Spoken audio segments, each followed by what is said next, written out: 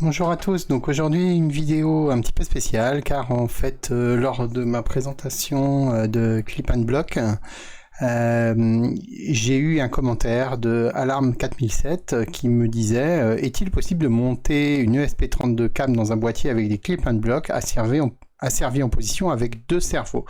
Donc moi j'ai trouvé l'idée bonne et je ne l'ai pas asservi avec deux cerveaux mais avec un seul. Donc voilà le montage. Donc ici j'ai l'ESP32 cam, il est ici au milieu. Derrière j'ai une petite breadboard, je vais vous expliquer pourquoi. J'ai une alimentation externe, je vais vous expliquer pourquoi également. Et tout en dessous, vous le voyez sans doute pas, j'ai un servomoteur. Et du coup j'ai créé un script qui fait que, alors je vais vous montrer la vidéo est ici. Qui fait que la webcam tourne toutes les 8 secondes de 30 degrés, je crois, ou 15 degrés, je me souviens plus. En tout cas, vous pourrez l'adapter à votre convenance. Voilà. Et là, vous voyez la vidéo tourner. Donc, je vais vous expliquer pas à pas comment j'ai fait.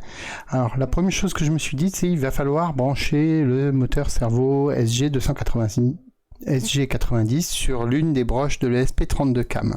Alors moi j'achète mes modules avec ce petit module là en dessous qui permet en fait de télécharger les programmes via le port USB qui est là. Et donc on n'a pas de problème d'alimentation. Seulement, si on veut brancher le SG90, on ne peut pas, les broches ne sont pas disponibles. Donc on est obligé d'enlever le module. Alors, ce n'est pas très grave avec ESP-Home, étant donné qu'on peut télécharger le programme via le Wi-Fi. Donc ensuite, lorsque j'ai eu le firmware sur mon ESP32 cam, il fallait que je l'alimente. Alors pour ça, j'ai regardé sur cette page, Randomer Tutorial. C'est un très bon site pour connaître tout ça. Et ils m'ont dit de l'alimenter via les broches 5 volts et GND. Alors la broche 5 volts, elle peut alimenter le module à partir de 5 volts et jusqu'à 15 volts, je crois. Donc la première idée que j'ai eue, c'est de créer un câble via l'USB. Donc j'ai imprimé cette pièce ici que j'ai trouvée sur Thingiverse et du coup je mets deux câbles du pont dedans et ensuite de l'autre côté je peux brancher donc mon ESP32. Seulement ça sort 5 volts pile et des fois lorsque le moteur tourne ça fait rebooter, c'est pas assez en fait, ça fait rebooter mon ESP32 cam. Donc cette solution là n'a pas convenu.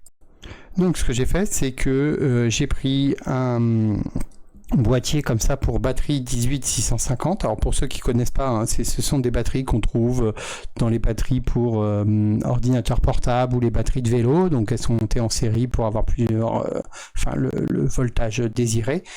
Mais on peut les récupérer et la plupart du temps sur les 6, il y en a que 2 qui fonctionnent plus et les 4 autres on peut les réutiliser et les recharger avec des chargeurs pour batterie 1850.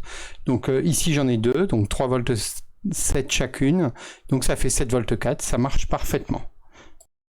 Donc voici le montage électronique, ici j'ai ma batterie donc en 7 volts 4 et je la branche sur une breadboard, donc j'ai une ligne pour le plus, une ligne pour le moins.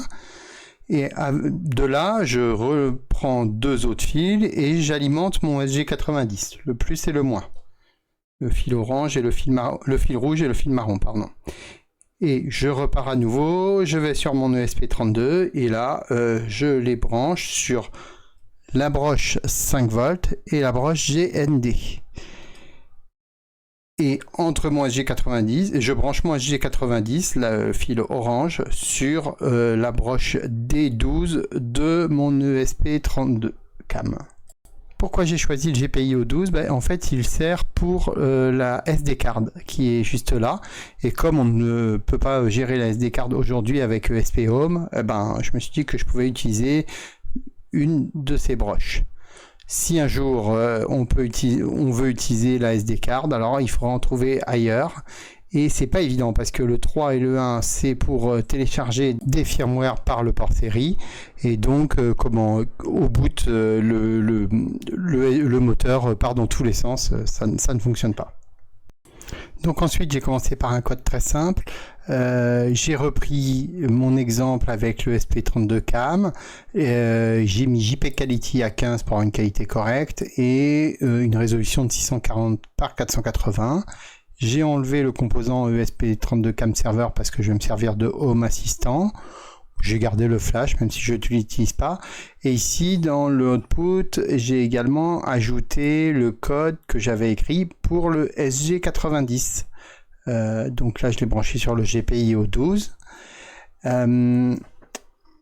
Ensuite là c'est pour la LED. Et ici on a l'autre partie pour le cerveau. Donc comment j'ai rajouté un cerveau. L'output, c'est l'ID du PWM output ici au-dessus branché sur le GPIO 12. Et j'ai mis une transition length à 4 secondes pour que le cerveau ne tourne pas trop vite. Ensuite, j'ai créé un template pour pouvoir tester mon cerveau moteur. Voilà, je passe assez vite sur ce code. Si vous voulez en savoir plus, vous regardez d'un côté la vidéo sur le SP32CAM et de l'autre la vidéo sur le cerveau SG90.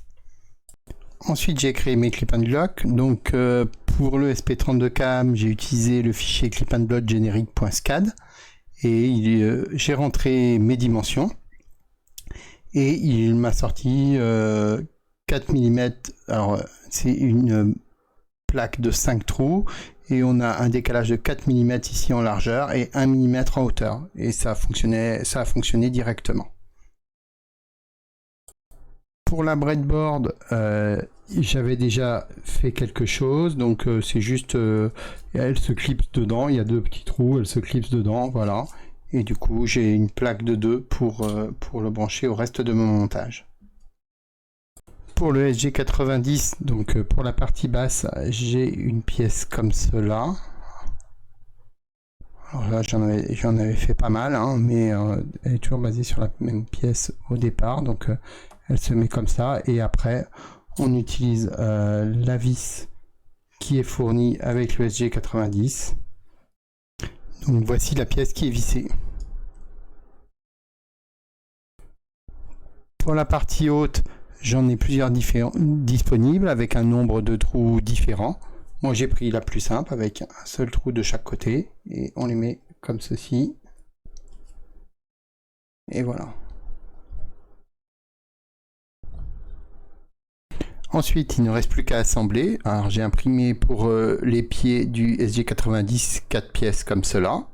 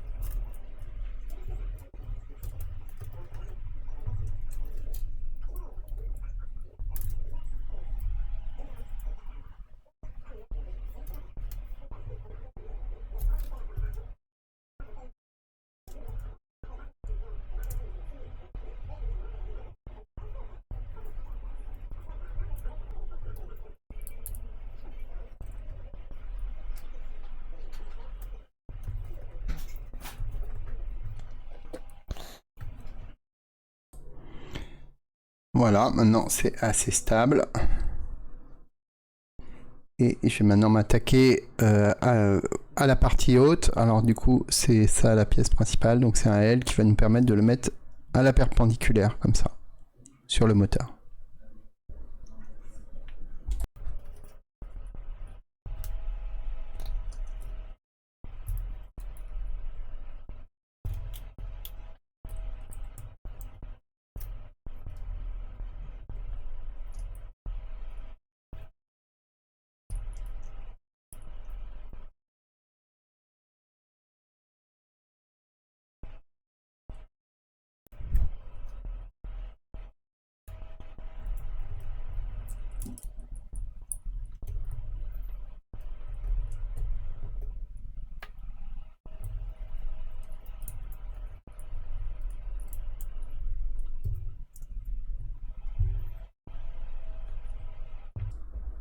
Alors voilà, la caméra est fixée sur son support.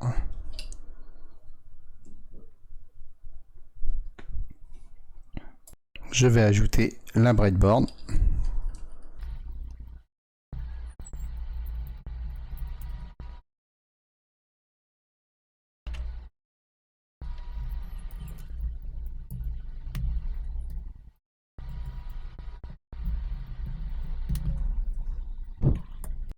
Et pour finir, je monte sur le SG90.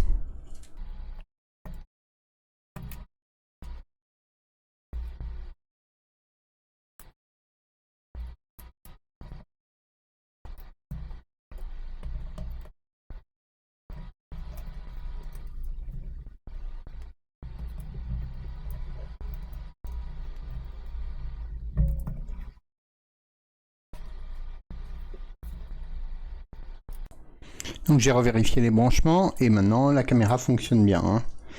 Le petit défaut, c'est que elle glisse, elle n'est pas assez lourde, donc je l'ai lesté ici avec une clé. Donc maintenant, ce que je peux vous montrer, c'est comment faire une automatisation sans passer par l'interface web. Donc j'ai commencé par ajouter un composant time. Alors il va se mettre à jour via le SNTP, c'est-à-dire c'est un serveur de temps en fait, car le SP32 lui n'a pas de montre interne, donc il ne retient pas l'heure. Donc quand il va se connecter à Internet, il va se mettre à jour via un serveur SNTP.